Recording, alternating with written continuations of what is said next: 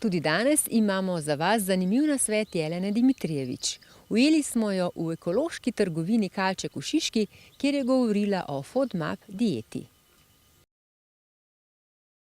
O FODMAP dieti se zadnje čase res govori veliko in ena med takimi, ki so res izjemno uspešni pri zdravljenju, preprečevanju kakšnih posebnih zdravstvenih težav, ki jih povezujemo z našo prebavo. Tukaj predvsem govorimo o tistih, ki imajo resne težave, recimo z ulceroznim kolitisom, Crohnovo boleznijo ali na splošno kakršnekoli prebavne težave, če je to recimo kakšna napihnjenost, krči, neprebavljena hrana, tudi intolerance na hrano, alergije na hrano in tako dalje. In v Avstraliji na eni univerziteti so v bistvu našli sistem, katera živila je treba izločiti za nekaj časa, da se ta situacija popravi oziroma da se črevesje regenerira. In v bistvu tukaj govorimo res o ogljikovih hidratih, ki se zelo težko prebavljajo, predvsem govorimo o vlakninah, posebej v tankem črevesju, recimo tudi ogljikovih hidrati, ki predstavljajo v bistvu topne vlaknine. Bakterije jih razgrajujejo in ko jih bakterije razgradijo, potem se ustvarjajo plini, posebej se težko prebavljajo in absorbirajo, se v bistvu niti ne absorbirajo, ampak jih bakterije razgrajujejo, tisti ogljikovi hidrati, ki jih imenujemo oligosaharidi, pa tudi alkoholni sladkorji. In iz tega razloga marsikdo, ki nima najbolj urejene črevesne flore, ki ima kakršnekoli težave, ki nima zadostno količino bakterij, ki bi razgrajevale recimo tovrstna živila, se lahko pojavijo težave in se delajo vnetja v črevesju, ki pol povzročajo lahko bolj večje komplikacije.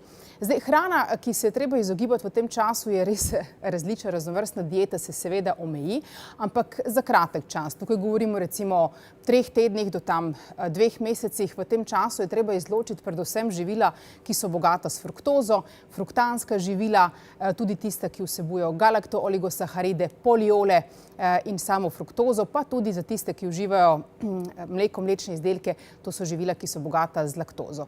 Zdaj, preden se lotimo same diete, lahko naredimo vodikov test, ki nam lahko pokaže, če smo alergični oziroma če imamo intoleranco na fruktozo in laktozo. Če tega ni, potem se lahko tudi ta živila vključijo v samo prehrano, s tem, da jaz osebno zaradi prebavnih težav odsvetujem uživanje mleka in mlečnih izdelkov. Konkretno to pomeni različna zelenjava, sadje, predvsem, ko govorimo o sadju, recimo hruška, jabolka, potem breskve, nektarine, suho sadje, posebej slive, fige, lahko so recimo lubenice. Od zelenjave recimo predvsem različne čebule, česen, por, lahko so gobe, lahko recimo kakšne tele šparglji. Lahko nekatere od teh živil užijemo v manjši količini, seveda celoten seznam je res dolg in tisti, ki res imajo težave, lahko se tudi obrnejo name, pridejo na kakšno osebno svetovanje, da uredimo to zadevo.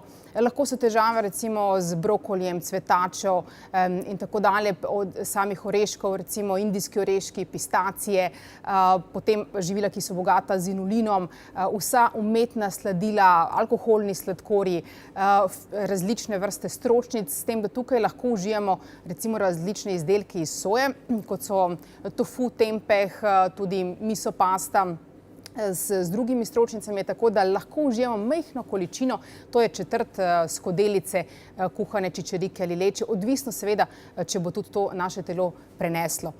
Od ostalih živil, ki jih lahko užijamo, so vsa tista, ki ne sodijo v ta seznam prepovedanih živil.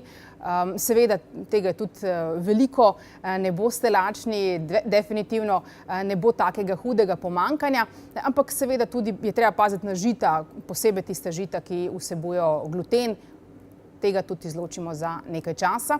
Potem, ko zaključimo dieto, recimo smo se odločili, nimamo veliko težav s prebavo, ampak nekaj jih je, smo se odločili recimo za 3-tedensko dieto, takrat počasi uvajamo živila, ki so bila problematična.